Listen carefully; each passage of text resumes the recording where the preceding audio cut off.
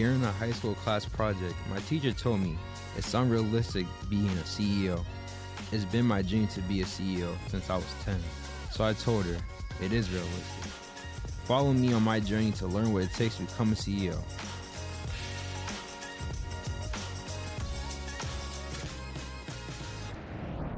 Welcome to another episode of the Realistic CEO podcast. Today I'm here with Dave Fontaine Jr. How are you doing today? Good, man. Thanks for having me. Thank you for coming on. I appreciate it. Josh and my dad have been telling me about how crazy your construction business, how you're just amazing. So I was like, okay, I definitely want to have you on the podcast. So I think it's great.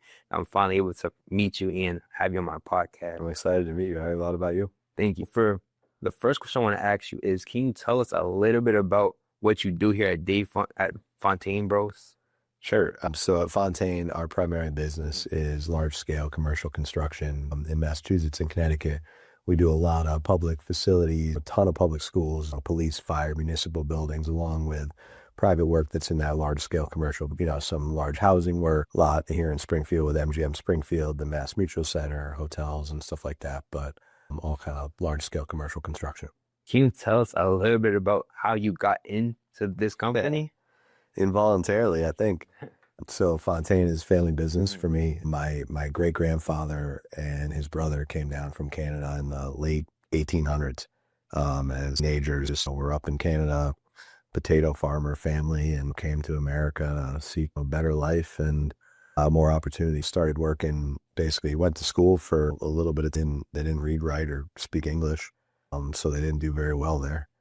And so like 13, 14 years old, my great-grandfather started working as a carpenter and worked for a lot of different companies for 20, 25 years and finally started his own business in 1933, which is Great Depression times, mortgaged his house and bought some lumber to build a porch, and the rest is history.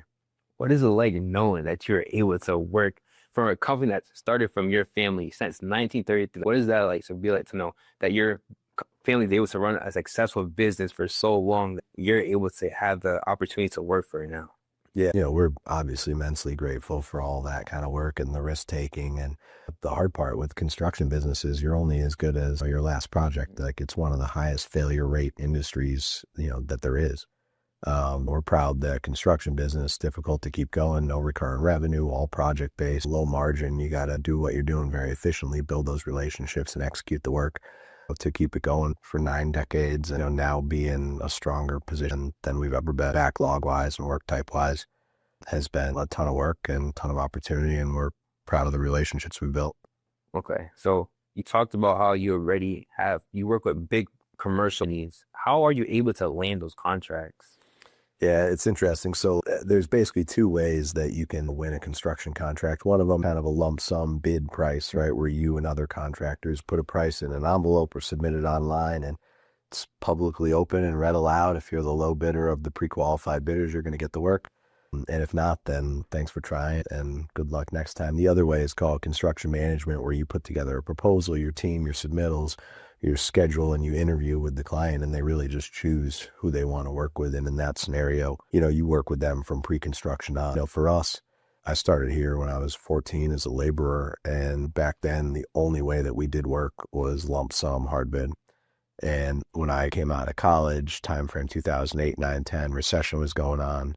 Our company hadn't really chased that other type of negotiated work, and that was my mission when I came in. We'd never done that type of project. That was where all the big work was going.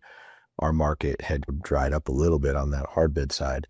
So I've built, a new company within an old company over the last 15 years, and now the majority of our work is that kind of selection-based process and repeat clients, along with that kind of base of hard bid too. So for somebody that is starting their own construction business, what would you recommend? Would you say, should they do both, or should they stick to one? What is better? I think if you're starting out, right, like, you got to figure out how to provide value to your clients, to your teammates, right, to people that need you in any way that you can. So I'd say you'd want to get experience in the industry, right, with an existing contractor, with somebody, and find out what works for you. There are people in construction who are really good at that lump sum bidding. There are people who are really good at specialty trades within it, doing apprenticeships, coming up through the trades. That's still a very viable path in construction, and a lot of people have worked in the field gone on to start their own businesses. A lot of people have gone through the college and engineering, construction management route and gone that way. But I think it's not just construction, it's any industry, right? You got to figure out what you can do that's going to be valuable to someone else, right? And problem solving and relationships, like that's 80-90% of every business.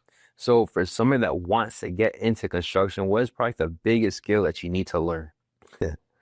Resilience is a big one. I mean, every day, all that we do is solve problems and deal with unexpected challenges. And it's some people look at that purely as challenges and man, that's getting me down. Another difficult thing this week. In construction, the people that do the best are the people that look at those things as, they get energy out of overcoming it, finding solutions, right? Bringing problem solving to the table. They wouldn't need, we talk to our clients all the time, they wouldn't need us if it wasn't difficult. And if it wasn't huge challenges to overcome, tons of people to coordinate, utilities to get in the right way, all that. So yeah, if you like construction in general and you want somebody who could be a business person within construction, you got to be resilient, you got to be a problem solver. Is there like a certain type of work in construction that you enjoy the most? We really enjoy with our clients, like getting involved from the earliest stage, right? Like when someone's even at a concept level of what they want to build or even what problem they want to solve, right? Like before they've even determined exactly the order that they're going to build new buildings in, if they're going to take an old one and renovate it new. We really like that kind of piecing the puzzle together with them. And I think that's, as we've gotten more into that construction management route, it's where we found we can provide a lot of that value. So for us, like the earlier, the better, the closer we are with the client, the better, and the designer, and really bringing that teamwork to the table. So I've seen that when you first got into this company, it was worth around 65 million, and you also like just shattered that number. So how are you able to have a business that was already successful just go on to a next level? Leveraging our experience, our relationships, our people, and like I said, when I came here, all that we were doing was lump sum bidding. The only way that we ever got a job is if we were the least expensive bidder against everybody else on bid day.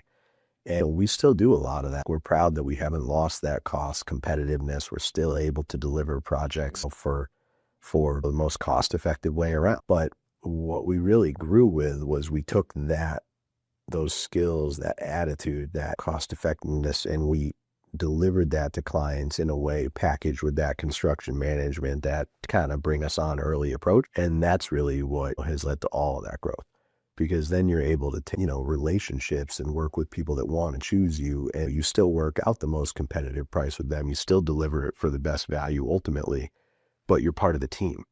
Right. And when people can work in that way, it's given us the opportunity to expand geographically. It's given us the opportunity to take repeat relationships and do 2 or 3 times the volume with that client and to get on the much larger jobs. Also, the largest job that we'd ever done, I think when you go back to 2010 range was maybe 50 or 60 million. And now we have contracts up close to 300 million for different projects. Doubling down on what we know, doubling down on the type of work that we do, not trying to change everything about us, but just honing in on how we can keep delivering the best value, keep growing, and just years and years of sticking to it. Have you had your favorite contract in construction so far?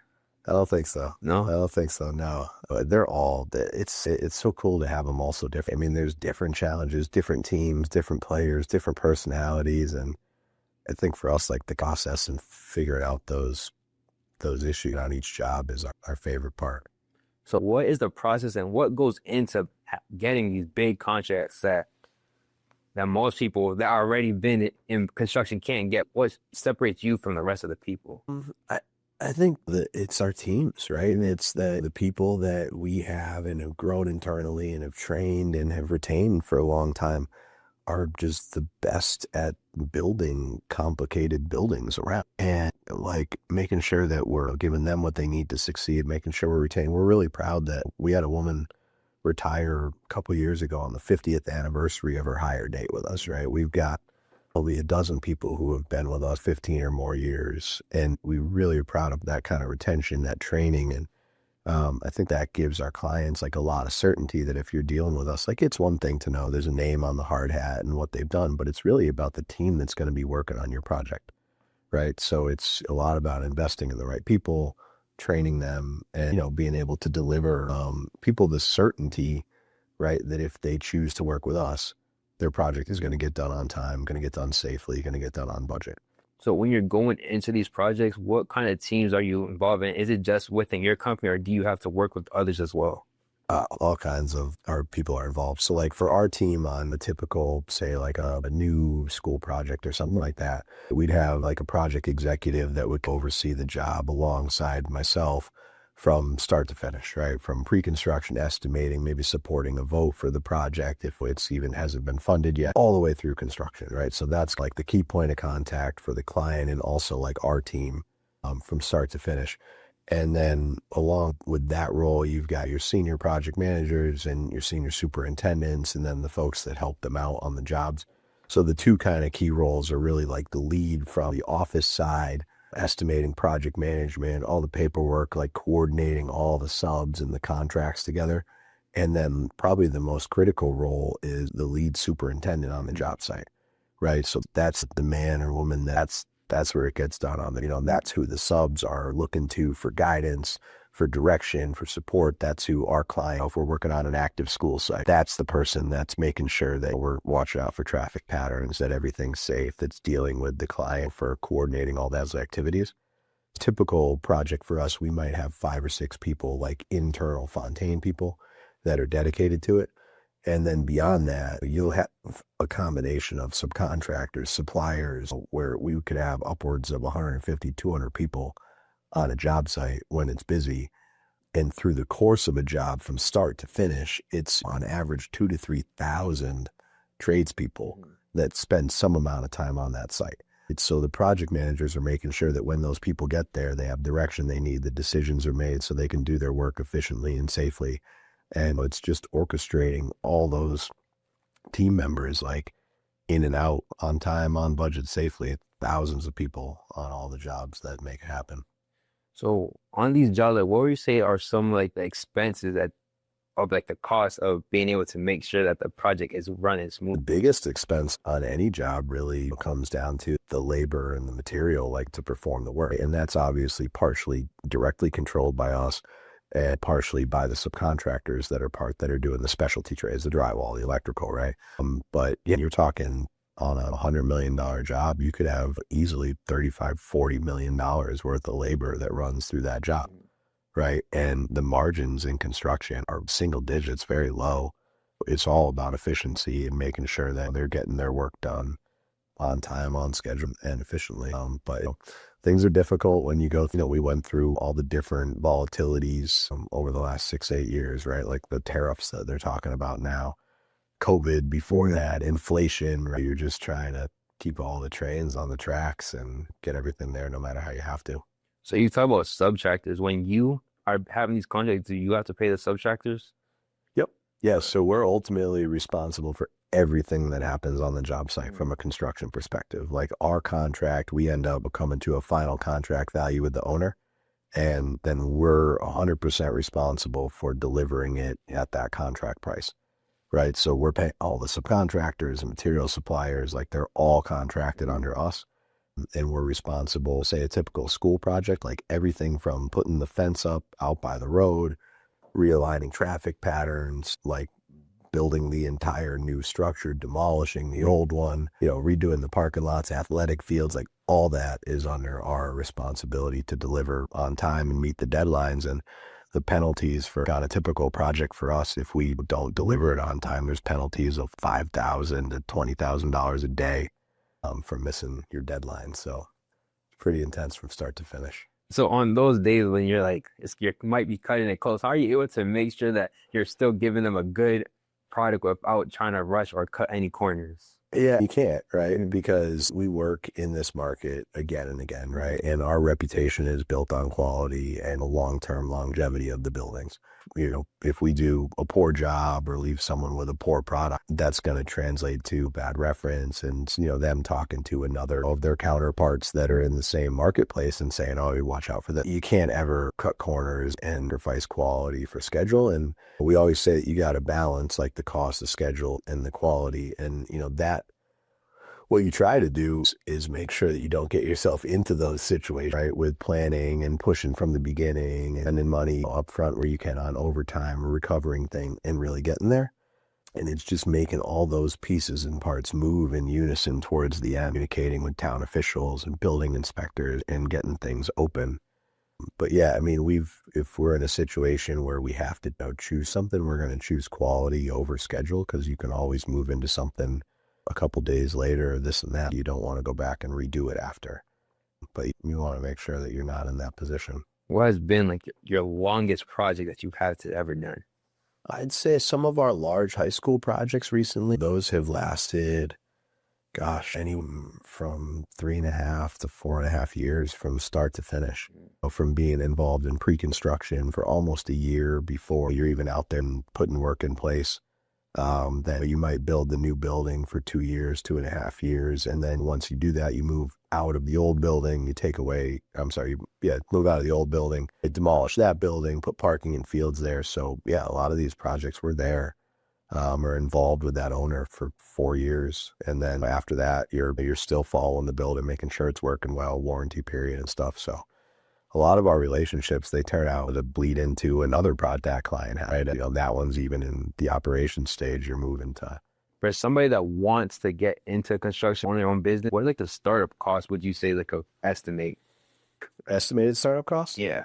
I think it depends on if you're looking to buy an existing business, if you're going to start your own. Like, I think that the path that I see most people do, right, is like acquire a skill, a trade, right? Like that experience working for an existing company, right? Start to understand the business side of it. And then I think that if you're looking to start doing residential construction or smaller commercial stuff, like your main startup costs are going to be setting up your office, you got to get insurance, you got to get a lot of those kind of upfront things. And then you've got to have enough cash or access to lending or lines of credit or something like that to cover all the payroll expenses and everything as you're getting going. So one of the tough things in construction is that generally you're only paid based on the work that's been completed and put in place, right? If you do a job and, you start the work in January, right, you're not going to bill for that work until middle of February. Normal payment cycles, especially in kind of the big commercial or public world, they can be 4 weeks, 6 weeks, 8 weeks. Right? Whatever work you put in place in January, you might not get actually paid for until middle of March. So that's where I see a lot of businesses that are the smaller trying to get started up, like having that kind of liquidity crunch from the start. And I think that you got to have access to whatever size you want to be, right? Like whatever your weekly cost would be. If you have 1 carpenter, 2 carpenters, 3 people, you got to have access to probably 10 or 12 times that amount of money just to be able to start and do your work and buy things and stuff like that. If I were trying to get into construction right now, what I would recommend people do is, rather than start something from scratch, work for an existing business, find someone who's had a construction business for a long time, but maybe wants to retire, right? Or maybe doesn't have a family member that wants to take it over, something like that, because they're started up, there's contracts going, there's revenue going, but like they take work every single day to manage it, right? Like it's never going to be a business that's a hands-off, okay, I'm going to have someone run this and I'm going to be in a different state, or I'm going to be like a passive owner. It's not that type of business. So I think there are actually a lot of opportunities within construction. We've seen this happen, right? Like if you become a kind of apprentice of someone, a key employee of someone, right? Like the opportunity to become an owner of that business, to become an employee owner, stuff like that is actually pretty common within the industry if you put in some time and experience to learn it under someone that's had an existing business. Like that's the most common way that I see new owners get into the business, is working with people that need some kind of a plan. So I want to go back into how you got into your business, which is family owned. You could say it was involuntary, but did you always have being a part of this company? Yeah, I did. And I think that as I've gotten older, I've realized it's family business. I love it. Like I really think I was always entrepreneurial, and like it was seeing what this business was when I got here and seeing how I could transform it and change it and grow it. That was what excited me so much. And like over the time that I've been here, our revenue is up, I don't know, 700 or 800%. Like we have another office. We cover the entire state now. We're doing jobs the size that we never even were qualified for. And that was what was it still is like the fun of it to me, is not just man, we got a contract, how are we, like, that's enjoyable. I like the work. I like the business, but growing a business and going from there has been huge. And, it's led me into other investments and other businesses where those types of skills like that I learned in running and growing a construction business, like they translate to all other businesses, right? Like I am a managing shareholder at 2 dermatology practices. I'm a member, the group that bought and redid and transformed like the White Hut, like those types of things to me. Yeah, I cut my teeth in construction. I'm still mostly focused on construction. I'm still going to keep growing that business. But what it's allowed me to do is learn not just how to run a construction business, but how to run and grow almost any business. And that kind of what has been cool to build that peer group, that network around and see people. And you look at your book, like all those things are true in every business. So as a new business owner myself, you said that what you learned from construction, you're able to implement into any other business. So what is like the biggest lesson that you learned as a business owner? You got to provide value, period, right? Like you got to find something you like enough to get good enough at it that you become valuable to other people, and you got to consistently deliver value to other people. That is what every business owner, when you look at it, like is doing every day. And it's how they generate the revenue. It's how they bring in sales to feed their people. And so it's value on what problem are you solving, right? What challenge are you helping people overcome? What investment are you helping people make? And like you see a lot of people that there's a lot of ways that you can make money. You look at Bitcoin, you look at this and that, like you can definitely make some money investing in and riding and grabbing some of the value that gets transferred in all those different transactions and all those different assets, right? And I think that the skill that I've seen, that I've built and that I've seen a lot of peers who have been successful in multiple industries build is the ability to identify places they can add value to something and go in and do that, right? And then I think the interest in the contracts and the revenue and stuff like that follows, right? You're never just going to go somewhere and go, just pay me this because of that. Like the people that try to do that from the start, I'm going to get this, I found this kind of loophole, like those types of things can be great if you can capture a little bit of money, get some, like that. But really the people, if you look at any industry that, grow stuff, keep growing it, are the people that find ways to provide value to other people. That's all business comes down to. So you talk about the people that try to find the loopholes, like the quick ways to get successful normally are the ones that are just a failure or don't really get to where they could potentially get to because they're trying to find the cheat and loopholes. So how were you able to make sure that you were able to grow without trying to cheat the system? I think in our industry, like the results are they're indisputable. You're either building something on time or you're not. You're either doing it and getting a good review and going to the next project or not. Like it's very bricks and mortar. So I think that coming from that background and my view of the world growing up doing it was always like you got to show up every day. You got to be on sites. You can't do something from home. You can't get something done if you're not there. Like that started working every day at 14 years old. And like it was, you have to be around people that are older than you. You have to learn what you're doing. So I think that it's hard in the construction industry to think that you're going to find a lot of loopholes and stuff from the beginning, because if that wall's not there, you gotta build it. So I guess coming from that background, I've always been one of those like bricks and mortar, real businesses background type people. But I'll tell you, I mean, there are a lot of ways to capture a lot of value from transactional stuff, and there's nothing wrong with doing that. I just think that in my world, the skill that gives you the most security and the most long-term kind of potential is the skill to be able to build businesses, right? So no matter what's happening in the economy, no matter what's happening with AI and technology and all these industries, if you understand people and you understand employment and you understand sales and you understand marketing and you understand the basics of a business and you have big picture visionary ideas, those types of things are always going to make you able to find a way, right, in any economy, in any kind of setting to be valuable and to feel secure.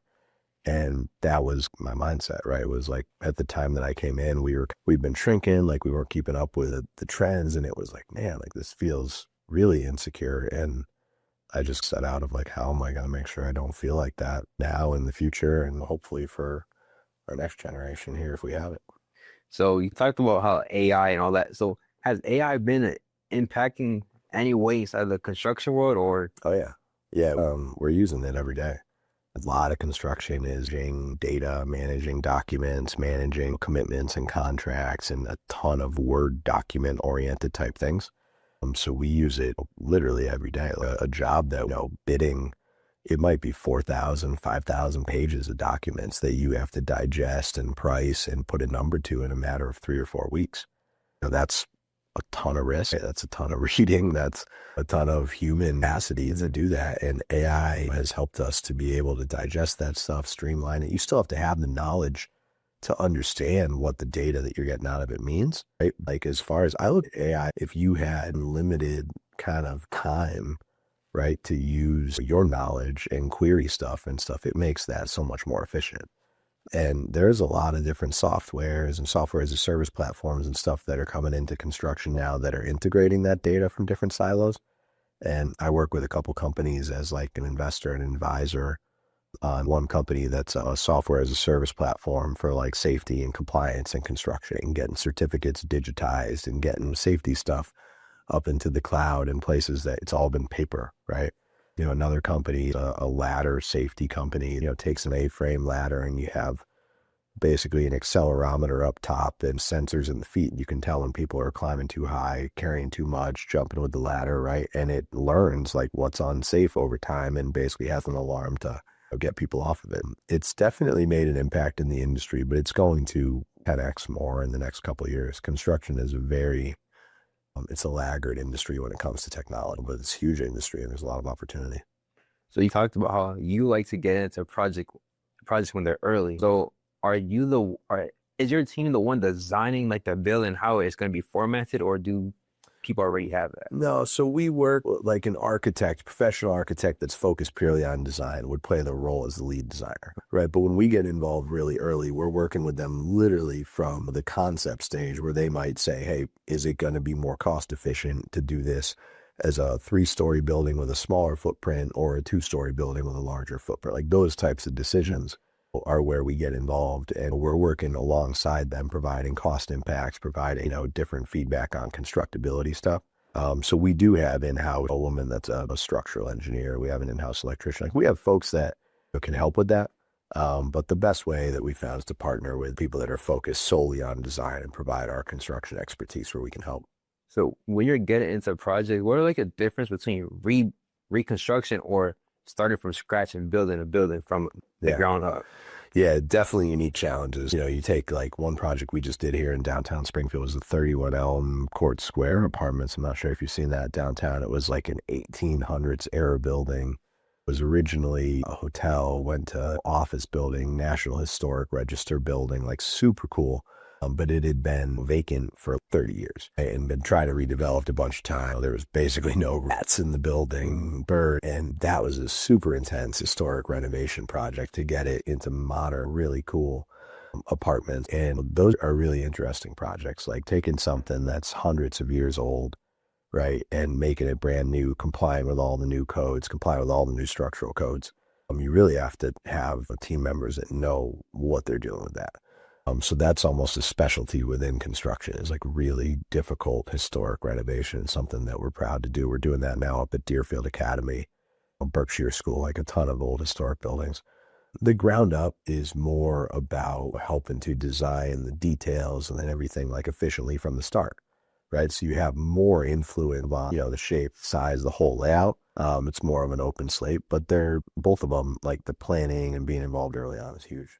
When you're building these and reconstructing these historic buildings, are the materials that they use, are they still good? Are they still good and strong enough to actually work on? Or do you some of the strongest materials out there are some of the ones that they built with forever, right? Like masonry and concrete and brick and all those that were more traditional structures are oftentimes still really good as bones of buildings to build with. But there's unique ones on every job. Like we had a project where, for historic reasons, they wanted to reuse like the doors, from the corridor into the rooms. And they were beautiful old wood styles of rail door, looked like that kind of shiny old lacquered up a million times type of door. But in the modern day, like the doors also need to meet a fire code, right? So we sent the doors out for testing and we set one of them on fire to see how long it would burn before it disintegrated, to see if it had a fire rating to it. And it literally, they had to shut down like the burn machine after 30 seconds because it went up. So it was like kindling. There are some materials, right, that, you know, you can reuse, but there's some that you want to reuse and they just don't meet the modern codes and stuff like that. So what was different about that door that it just went up into flames rather than the newer doors? Yeah, the newer doors are made with higher proof type resins in them. It'd be technologically like advanced to be like a 1 hour rated door, a 2 hour rated door, which means it would stand a certain amount of time if the building was on fire before it would go through it. So it's just the materials, the way they're made now. There's such better technology and all these ratings for new stuff. They're making it more compliant. That's definitely an example, an old type thing. It's beautiful, right? Like you'd love to use it. You gotta make sure the new buildings are safe and compliant too. When you're buying materials, are there like a certain qualifications that they need to have for them to be something that you would use to build? There's all kinds of qualifications and rating systems. Yeah, there's stuff to make sure that there's not like VOCs or like different chemicals that were historically used and stuff, right? Like that it's free of this, free of that. There's green building certifications that are focused on how much recycled content there is and different things. So each different piece of the building, you know, has its own rating systems and certifications. But yeah, like almost everything is tested and approved through some kind of national agency or something. So in my book, Tony, he talks about the LBW, the long, lonely, boring work. So can you tell us about the LBW that goes into your business? Yeah, man, there's a lot of that. There was, for me, in building the business from where we were to where we are now, there was a ton of that. I used to be in my office right next door here until 2, 3, 4 in the morning routinely, like nights before we would have proposals or presentations or things were due, right? Because we didn't have, you know, in-house marketing or graphic. You just didn't have it, right? And you needed to do it and you needed to get it done and do it at a high level. And that was all alone. There was no one around to not be bored with. And nowadays, I think that that's still the thing on a lot of our jobs where there's, before anything goes into construction, that's the time to affect how successful it's going to be. So it's going through details and hundreds of pages of drawings and hundreds of pages of specifications and figuring out what you can do to make something more efficient, more cost effective. And that kind of boring work, right, translates to things getting done faster when you're out there and actually get them started. So you talked about when you first got here, you didn't really have those team members that you probably would have wanted to make sure you're not having to stay here at 2, 3, 4 in the morning. But like, how were you able to get through those nights knowing, okay, in the future, this is going to pay off? What was your mindset then? I just didn't feel like I had a choice, really. It's what I wanted to do. It's what I felt like we needed to do.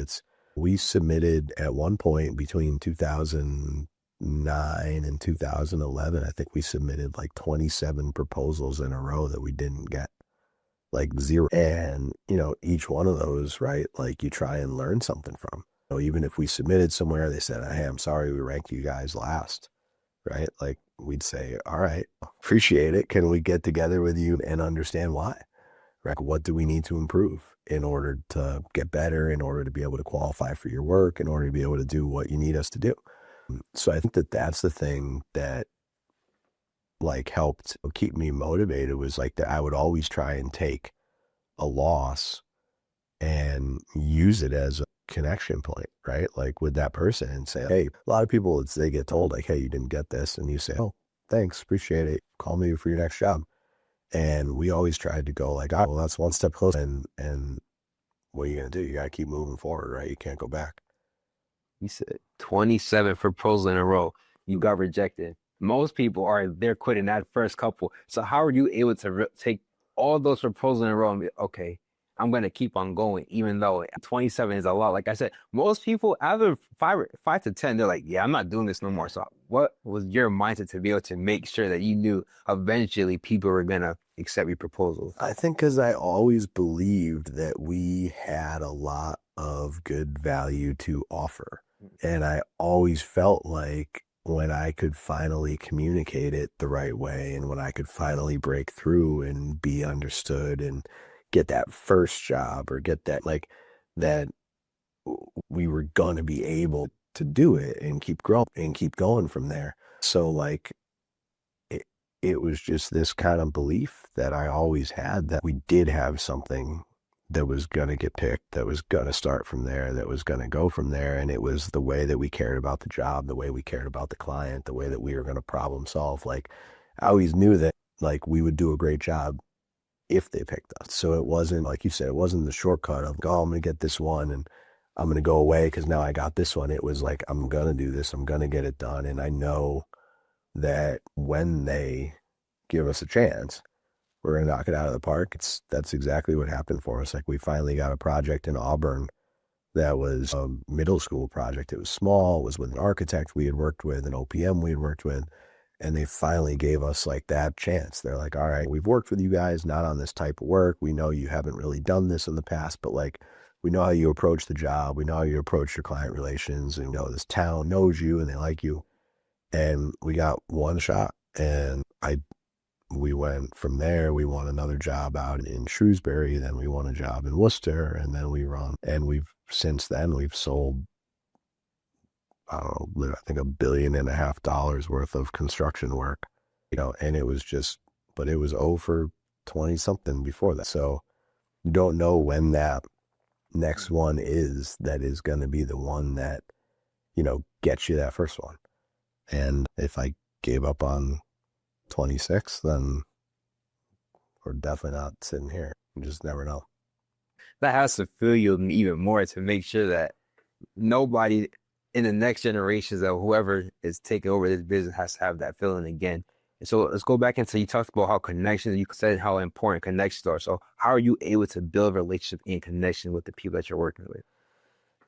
Yeah, you just try and you be genuine, you be transparent, you be communicative, you treat people the way that you want to be treated. And I think if you do that at a basic level, that, you're going to get to the right place, right? If you don't think, I guess I try and think about not the total outcome, but like how each situation should be handled.